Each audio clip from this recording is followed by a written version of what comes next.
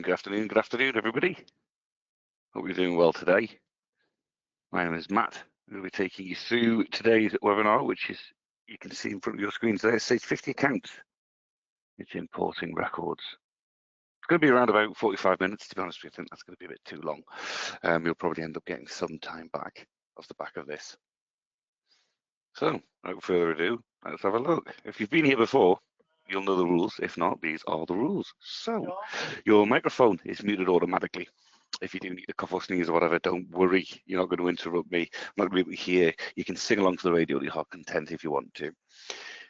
There's also handouts attached. So one in black and white, one in colour. Download those now. And it's done. They've got helpful and useful links in there, as well as being a copy of the slides themselves for you to refer back to.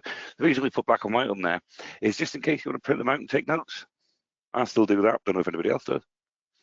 Also, you've got the ability to send questions in. That speech bubble there with a question mark inside it. Click on that, and then you'll see a little box open, and you can ask a question.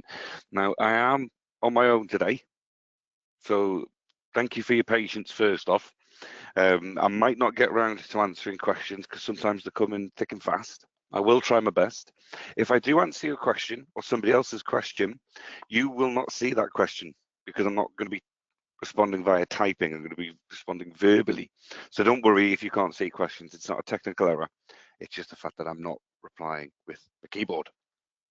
If I can't answer your question during the allotted time today, then I'll follow up with you afterwards. I'll send you an email and answer any questions that we can that way. I think that is everything rules-wise. So what we'll do is we'll step over to the next slide, and that is what is being covered in today's webinar.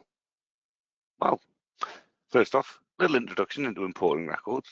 Preparing your data. Perfect preparation prevents bad performance, I'll say.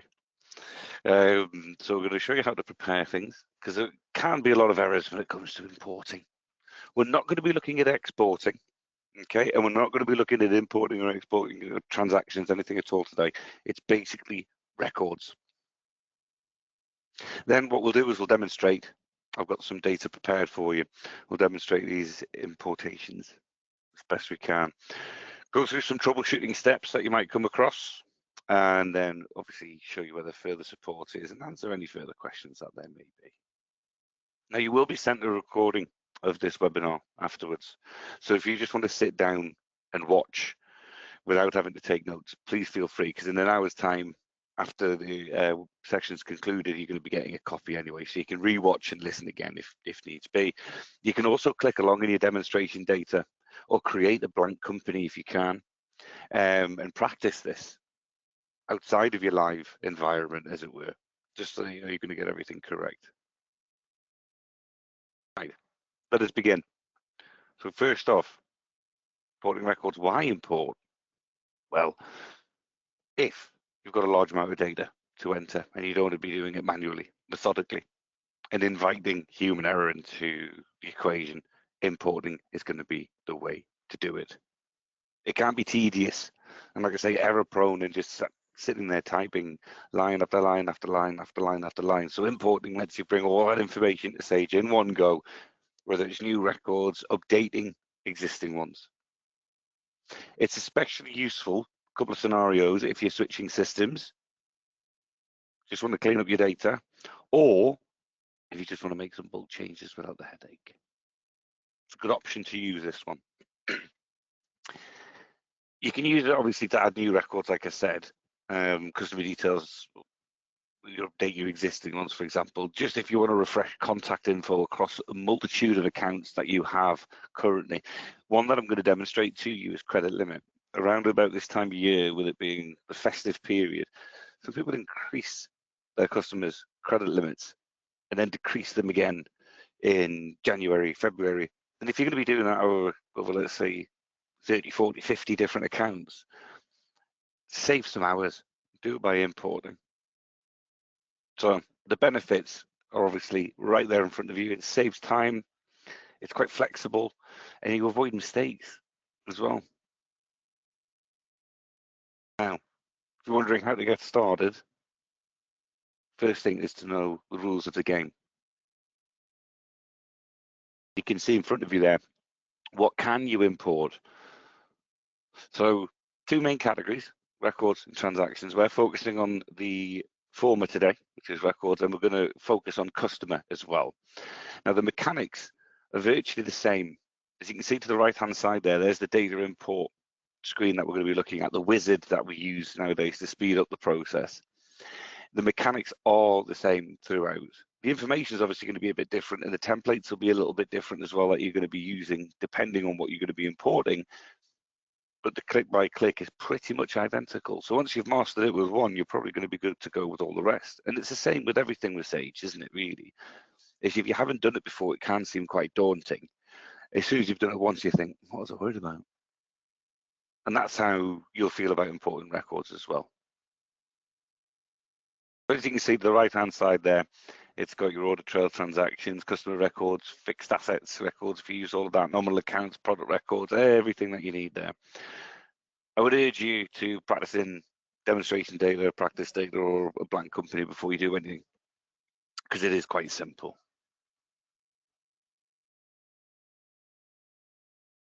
Now, this is how you prepare your data. File, import, Sage import template. We use specific templates in order to import data in. Doesn't mean that we can't use one of the versions that you're using, which I will show you, but we have created specific templates just for you to use. And this basically means that the margin for error is greatly reduced. I'm going to quickly show you where that is actually. So you would go File, Import. It's just here. First window. If you click that button, it's going to take you to a file explorer straight away. And these are all our templates that we've created. So we know that these will work, incorporate. So if you're just about to start building up records, use these templates. If you've already got information, don't worry, you still import that in, just a different way of doing it. And I'll show you. But this is what we would suggest using always if you're going to do some mass importing. So yeah, the other, probably most important subject is what to do in preparation. Backup.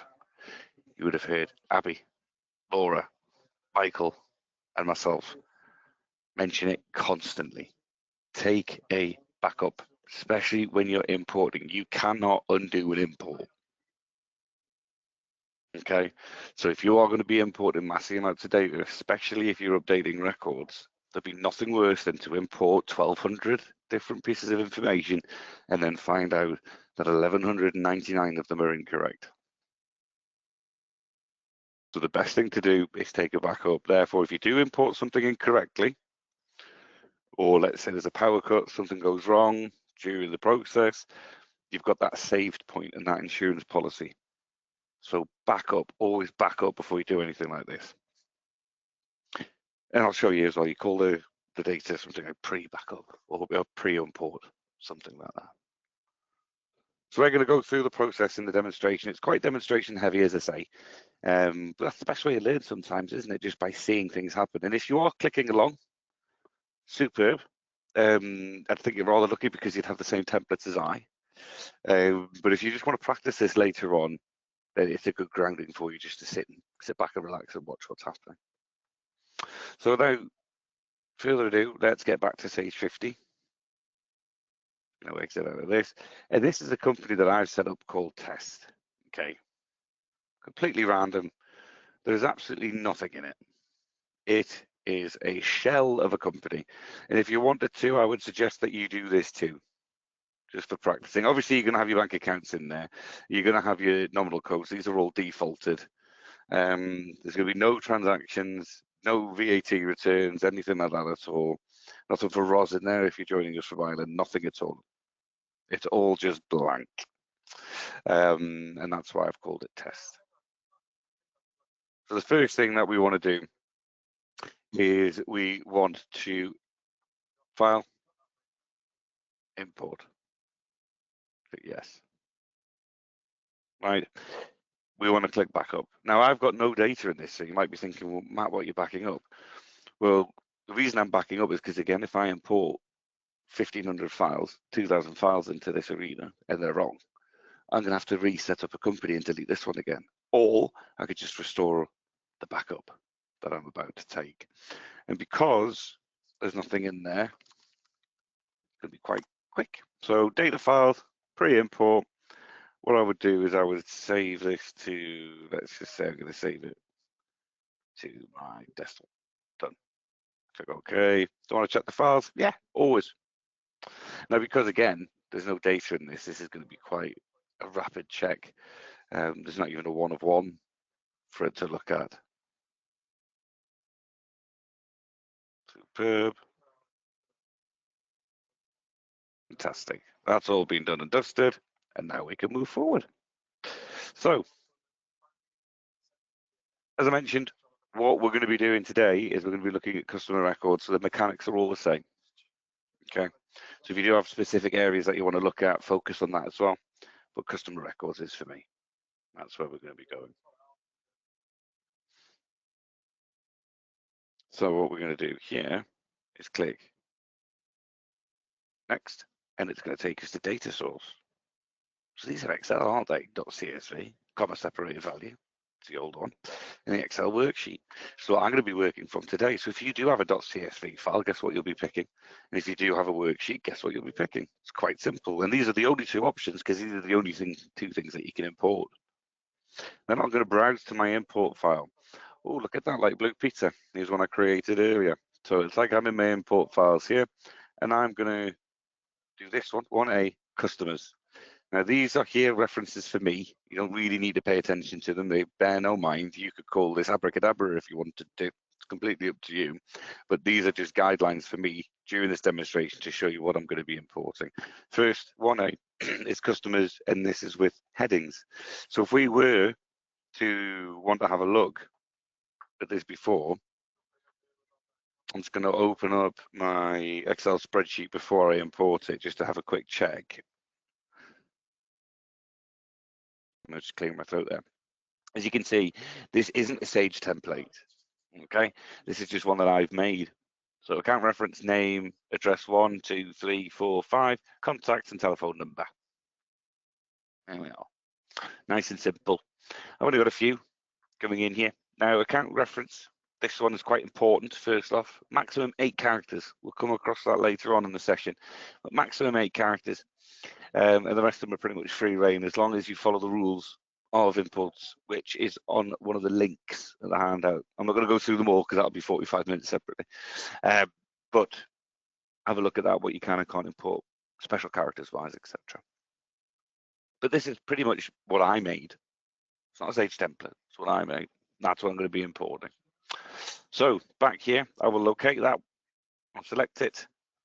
Now this button here is the interesting one. So you'll recognize from the spreadsheet I had there, I pointed out that there was headings in the first row, wasn't there? Account ref, add 1, add 2, add 3, add 4. So if I do have headings in the first row, I put a tick in this box. If I don't, I wouldn't tick it, quite simply. But because I do, I'm putting a yes. And this is where we get to. This is the next best thing, is the field mappings. So to explain this in a very simple context, left-hand side column required, anything with an asterisk in must be imported. You cannot leave this field blank. So this is an absolute must. Now I'm going to work from right to left here. If we jump straight over to Sage Field, this is where you're importing the information to. So this is your Sage program. So within your Sage program, we're doing customers. What do you want in the account reference on the customer record? Well, I'd like to have the account ref. What would you like? The account name. I'd like name. You can see how easy this is. Address 1, address 2, etc. And then, address 5, address 4, Matthew behave. Then we go straight to contact name. And then we go through telephone number. So this is what it's going to import by my selection. Nice and easy, that, isn't it? Well, it seems it, because I've done this before. Everything else I'm not importing. Doesn't mean it's not going to be on the customer record. It just means it's going to be there as a blank, essentially. And I'm going to click next. I'm going to come back to these 3 buttons later in the session, don't worry. But that, for me, is all done. I'm going to click next. This is the menu of what I've selected. So I've gone through customer records. This is my data source, my worksheet. It's customers, headers, 8 out of 9 fields from there have been mapped. Remember, I didn't include address 5, just up to address 4. Then I'll click import. Sage will do its thing. And it'll come back in to say, yes, we've imported these records here.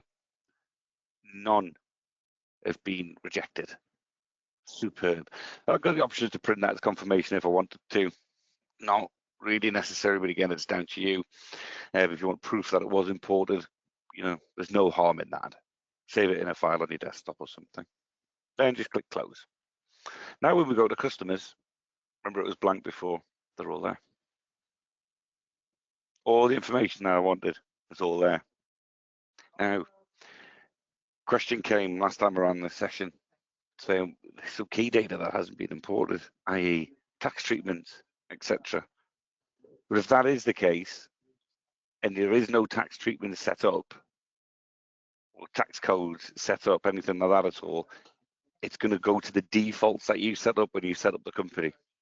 So as you can see, the default is default straight to T1 on this one. So anything of a customer record must have, like a nominal code or a tax code, when you're importing, if it isn't on the import sheet, it's going to default to whatever is in the program. Any questions on that, let me know. But I think that's quite self-explanatory. The fact that if it isn't there, Sage will assume it's going to be default that you've set for your customers. So you can see now we've got 8 customers, lovely, super smashing lovely. What I want to do is now take another backup. The reason for that is that was successful, and now I'm going to start working again. So now I've got a pre-import and I've got a post-import. That's not a must, but that's a kind of top tip to do. If you've done something correctly and successful, save it, because you know that at that point everything's good. With this being a webinar on the process, that isn't the first example I'm going to go through. As you can see, there was many. The next one I'm going to go through for you is the no headings. So if I just open my file again and I open up 1B here, which is got no headings in comparative to the one that did have headings. Sorry, this isn't disappearing. Let me close that. And what will happen is, there we are. We go to demo, own file, no headings. You can see here, when I created this, I put no headings in the first row, just information. So there's no add 1, add 2, add 3 or anything like that at all. It is basically just as it goes. So what happens in that instance then, in the mapping section? Well, let's go through it. So file, import, yes, I'm absolutely fine with that. Backup, I'm not going to do it this time, but yes, always backup. Data source, data type, sorry, we're going to go for customer records. Data source again is going to be the spreadsheet, and we're going to pick demo, own file, no headings. We're going to click. I'm going to show you what happens. I'm going to click next. Now I didn't untick the box. So in Sage's arena here on the right hand side, it's going to assume that the first row on that spreadsheet were the headings. So look, I've got customer information here, but that's incorrect. So I'll go back and I'll untick because there was no headings. Once I click next now, Sage is going to do a little bit of thinking for me, and it's going to base the information off the columns in the worksheet. Okay, so column A, account reference, column B, account name. And this is where you might have to look at the spreadsheet at the same time to figure out what columns where. So my account reference is A, account name is B. For the sake of this, I've done it all in alphabetical order. Your record keeping may be different, therefore you might have to go back and forth a bit, you know, from A to C to D to E, that kind of thing. But for me, it's all just A, B, C, D, E, F. Or R postcodes and what have you. Just going to complete this section for you now. What I don't want to do though is I don't want to put the telephone numbers in. This time I've decided. I don't want that. So I'm just going to go up to contact name, I think. In fact, no, I'm going to exclude the contact name as well. So I'm going to leave that blank. So I'm just going to go up to the postcode, I think, in this instance. Just personal preference. Now we'll click next. Again, look at the menu, review it. Page will do its thing. And it's confirmed these are the records that have been imported and none were out of scope. So when I close this and I go to my customers now, as you can see, I left out the contact details, didn't I? They were there, they were available, but I chose not to in the mapping section. I'm not going to bring that through. So that has been a successful import. So guess what I'm going to do? I'm going to back up again. And that's how it should go. Once you've done something successfully and it's complete and the task is done, always back up your data. Now, what happens if you were to use our import template? So back up, customer records. Guess what we're going to look at now? Our import template. Before we click OK on that one, let's have a look and see what it looks like. So this is our import template. As you can see, the account reference is in kind of a teal turquoise. I don't know, turquoise, Matthew again, behave, kind of color there. That's because it's an absolute mandatory. Without that, no importing can happen. The rest of it is up to you if you want to import. But as you can see, it's absolutely everything. And it goes into double sheet there. You've seen Excel before. I'm not going to guide you through all of that. But that's what our templates look like at the customer section. Very similar for the rest of them as well. So I'm just going to import that. Does the first row contain headings? It does, but it's not the end of the world if you tick it and it doesn't, because you'll always be able to check.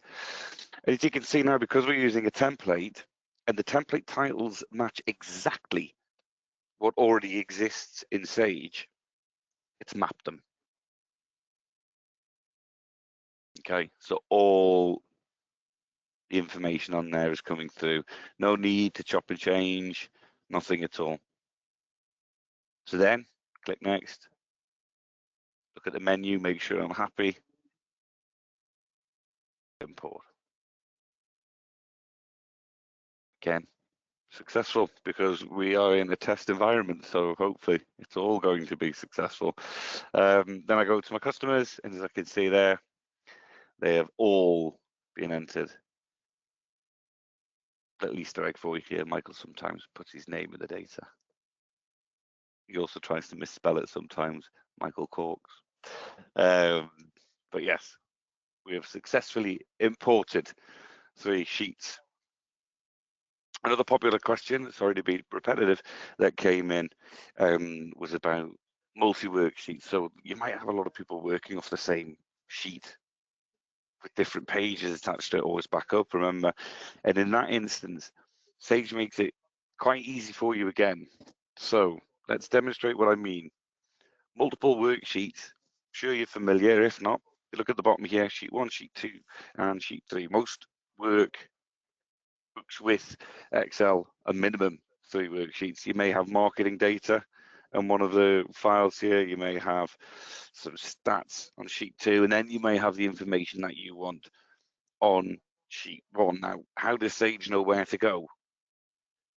But you just tell it. So we browse to that file, multiple worksheets here. And then we click next. Go back there. You can see sheet 1, sheet 2, marketing data. So the onus on you here is just to find out whereabouts the information is for you. That's about it. Mine's on sheet 1, so I'll go next. I will map everything as I see fit. In this instance, I'm just going to go make it nice and quick because we've seen the screen quite a lot, haven't we? And telephone number, click next, import. So then now when we go back to our customers section, there we go, all imported in here. So we're now up to 29. Wonderful. Right. Next. It's all about the mapping. So when it comes to mapping, this is where you're telling Sage to find the information from. And if you've set up worksheets in your business and they're your own, okay, and you don't want to change them, and they've been the same, and you think, I'm not going to be mapping every single time, account this, that, and the other. Do I have to keep selecting this and that and the other? We got that feedback and we listened to it and we thought, you know what would be a good idea? Let people have their own mappings. So go File, go to Backup, as always, Customer Records, browse to the file. We're doing demo of the mapping now. We've already checked and it does have headings on, so click Next. And you see, on mine, this test one, postcode was input exactly the same as postcode in Sage Field, so it automatically picked it up. Fabulous. But let's just say the rest aren't, so you can select them this one time. You're building the map as you usually would, and as I've demonstrated in the previous imports. We get to contact name. I'm going to do it all here. The telephone number. And what I want to do now is save. Because if I'm going to be using the same template over and over again, I don't want to be doing that every single time. And you might have imported fields here of 100, whatever it is you're importing. So save map, customer records, personal. I'm just going to call it. I'm just going to quickly save it to my downloads there. Save that. So if I ever come back to this, if I cancel out, okay, because I had to leave my desk, the kettle had boiled and I was gasping. I come back, pick the same sheet as I did before, some import files, demo mapping, does contain headers because I checked. I think, oh, you know, I forgot. I'll have to do this again. But if I click load map in here, didn't save that time, it would be the saved map. Let me do that again for you. This is just like Blue Peter, isn't it? So I'm going to do this quickly. Contact name, telephone number, save map. There we go. Didn't save because I didn't import. I clicked straight out of it. Brilliant. Then import. Superb. So then I go File, Import, Customer Records. Pick where I was, Import Files, Demo, File Headings. Next. Oh, map. There it is there. Customer Records, Personal Map, because I saved it to the correct place. I didn't save it last time. I saved it to my desktop, didn't I? But that loads up the map that we've created, you see. If I went to my desktop, download, sorry, where I saved it, it would be there. Does that make sense? If we try this again, and let's say I want to use a different sheet, let's go back to the first one. one that has no mapping attached to it. I'm going to clear this. I click load. I choose my map there. There it is, all populated. It's nice and simple, very nice and simple. That's how you would save your mappings. Very good indeed. Now, for one of the final demonstrations here, I'm just going to show you a successful way to change your credit limit. So if we look at my customers, credit limits here are all zeros. And let's say again, because it's that time of year, I want people to be able to spend a little bit more money than they have been doing. So I'm going to increase their credit limits. What I would then do is on my importation sheet, my import sheet that I'm doing, I've got a kind of call credit limit here, haven't I? And you can see I've input all these credit limits. And the time is now 14:31, so I'm going to change that to 14:31. And it was contact Michael Cox. I'm going to save that. Close out of it. File. Import. Backup, as always. Customer records. So we're still working from there. Go to my import files, my credit limits, which is what I'm importing in. Does it contain headings? Yes, it does. So what I wanted this time is accounts. That's what I want. But it's already picked up name and contact, you see, because they're exactly the same. So it's just going to import them again. I don't have to do that though, do I? So I can clear, just put account name, and then I scroll down to where credit limit is, and I will map it. Credit limit, credit limit. So I want the information from this to be into my Sage in there, and I want it from the account reference here into the account reference there. Next. Import. And what will happen is this will all be updated. We'll then click the customers. There we are, 14:31. That took less than a minute, because let's face it, I was talking all the way through it. If you were doing it, you would have just loaded it up straight away. So that's how quickly this can be done, rather than opening up each and every single customer record, having a look, credit control, right, okay, let's change that one. So the benefit there is a massive amount of time saved. And guess what? In January, import the credit limits again. If you set them all to 0, if you wanted to, you just do the same import, but the data is always going to come from your data source, which is either going to be one of our templates or one of your own that you've made. Hopefully that makes sense. So to the slides. Obviously, processes can go wrong when you're doing certain things. There can be issues with what you're importing. Very rarely, must I say, is it where you're importing it to, and that's me speaking as an old 50 technician. The issues with imports tend to be with the actual spreadsheets, the Excel sheets being imported more often than not. Very, very rarely is it anything to do with the program or your data. It's majoritively in the data source.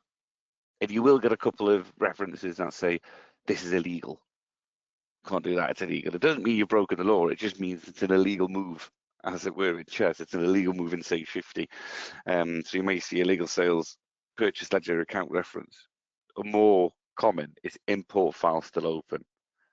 Let me show you that one, because we are all guilty of this.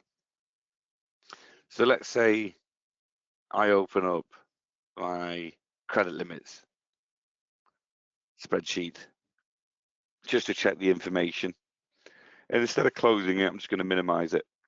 I'll go File, Import, Backup, do all the things I should be doing, customer record, get to the data source, it was credit limits, and look at that.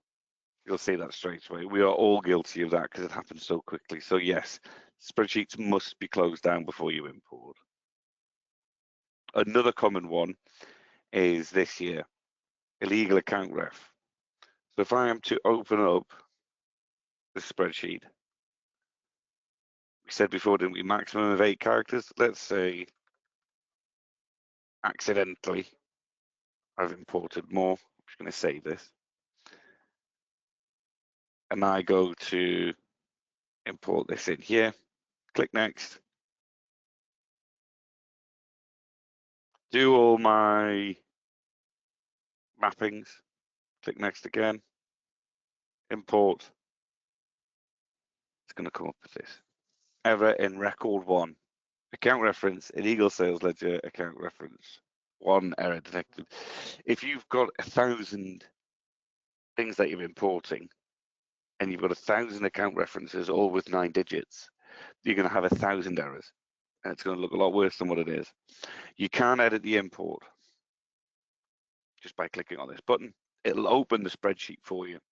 And look, here we go. Another thing to note as well is it says in record 1. This is record 1. That's row 1. It's another common call that we used to get. So if I now adjust this to meet the rules or the laws of Sage imports, just click save, close. Now I will have to do the process again. So file, import. Don't have to back up because I already have done. Browse to account ref, click next.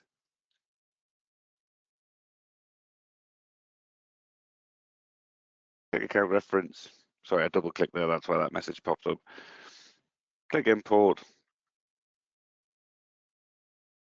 It's just going to import that data. So then when we go to my customers, there you are. You can see each individual one that I imported there because I only imported the account references, remember. So it's nice and simple. So you can see, and this is with me demonstrating it, going back and forth, different screens, different worksheets, going through things meticulously for you. You can see that I've imported a lot of information there. In, let's say 33 minutes, 32 minutes. I would still only be up to DST 001 Johnson Design and Build Partners if I was typing. And I do this every day. So you can see if you're just importing, it's going to save you so much time. It's unbelievable. Some of the errors that you may get is that there's a blank line. I'm not going to demonstrate that one for you because it's pretty self-explanatory. You have a blank line that you're importing. Another one that you may get, even if you fixed all the errors, okay, it may still say that there's something wrong with the spreadsheet. In that instance, the best bit of advice I can give to you is open a new worksheet, blank one, and copy and paste the entire table of information from the broken spreadsheet to the new spreadsheet and then import it. Because I can pretty much guarantee you that there's going to be a cell somewhere in that existing spreadsheet that won't import that Sage isn't communicating with because it's had a formula in it or it's had some information in it that's subsequently been deleted, but Sage is still picking it up. And if Sage is still picking up, it's not just going to import something it doesn't know that you want into the program. It's going to say, no, I'm just not doing it. So this is where the preparation comes in. As long as you prepare that sheet for import correctly or use our templates, you're going to be absolutely fine. It's a very simple process once you get your head around it. Once you've done it, it's easy for me to say, isn't it? But it really is once you've done it. No questions have come in so far, so hopefully that means everything's been covered. It's usually a good sign, or it's a sign that you've nodded off. Hopefully you haven't. But if you do have any questions, fire them in because we're at the end of the session now. If you do have, further questions after the session has ended, if you're like me and you think of one later on, when you're cooking your tea, you think, oh, we should ask that. Then go to sage.co.uk/help, search in our space, look at the support guides, look at the previous webinars that we do on that subject and on this subject. Have a look through the archive of videos that we've got. Failing that, get in touch with us. Give us a ring if you've got the subscription or message us on chat human chat that we have. They'll be able to help you.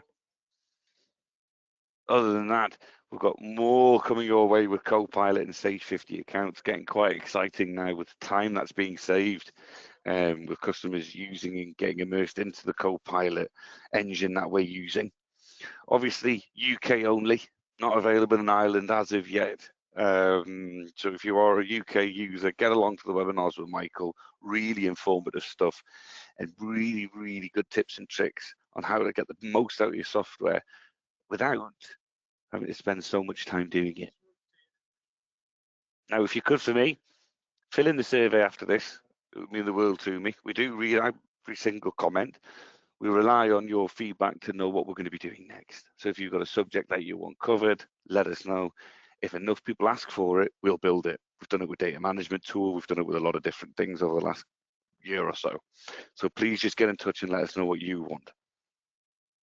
Give us feedback on today's section as well. If there's anything that you missed, anything that you wanted to be included, or even good feedback, thrive on that as well. But either way, if you could complete that for us, that would be wonderful. But I'm going to leave you with 4 minutes in the tank for you there. So if you're in charge of your own day, go and get yourself a cup of tea.